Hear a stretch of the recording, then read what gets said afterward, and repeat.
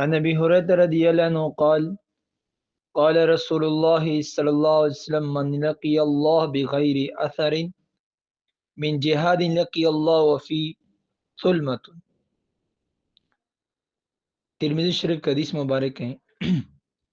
اللہ کے حبیب علیہ الصلوۃ والسلام نے فرمایا من لقی اللہ، جو شخص اللہ جل شانہ کے ساتھ ملا، اللہ جل شانہ کے سامنے حاضر ہوا، بغیر اثر من جہاد، اس حال میں کہ اس پر جہاد کا کوئی بھی اثر نہ ہو، وفی سلمتن، گویا وفی سلمتن اس کا دین کیا ہے؟ ناقص ہیں. ناقص حالت میں مرا. پہلی بھی بات ہو چکی ہے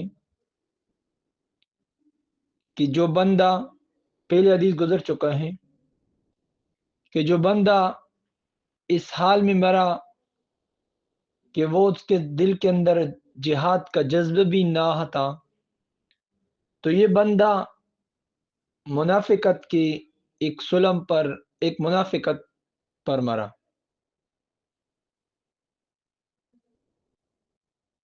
سلمہ سے مراد یہاں نقصان کو کہتے ہیں. ایمان ناقص رہے گا اس کا. اور یہ ان لوگوں پر رد ہیں، ان لوگوں پر یہ رد ہیں جو کہتے ہیں پہلے ایمان بناؤ اس کے بعد کہاں جاؤ. نہیں، اس کے بعد کہاں جاؤ؟ کیونکہ حدیث مبارکہ کی طرف بات ہوگی. بغیر اثر من جہاد لقی اللہ فی سلمتن، اس حالت میں اللہ جل جلالہ کے ساتھ ملاقات کرے گا کہ اس کا ایمان کیا ہوگا؟ ناقص ہوگا. ان لوگوں پر یہ رد ہیں جو کہتے ہیں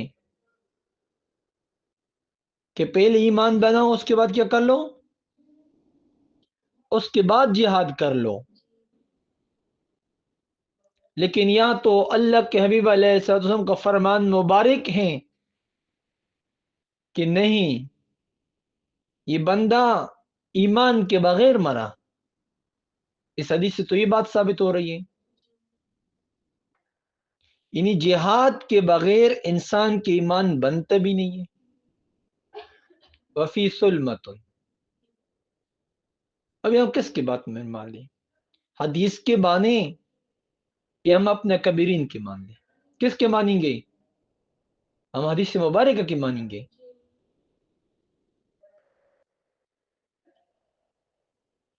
واقعی اعتبار سے جہاد میں انسان کا ایمان بنتا رہتا ہے. باہر کی اللہ جل شانہ ہمارے حال پر رحم فرمائے.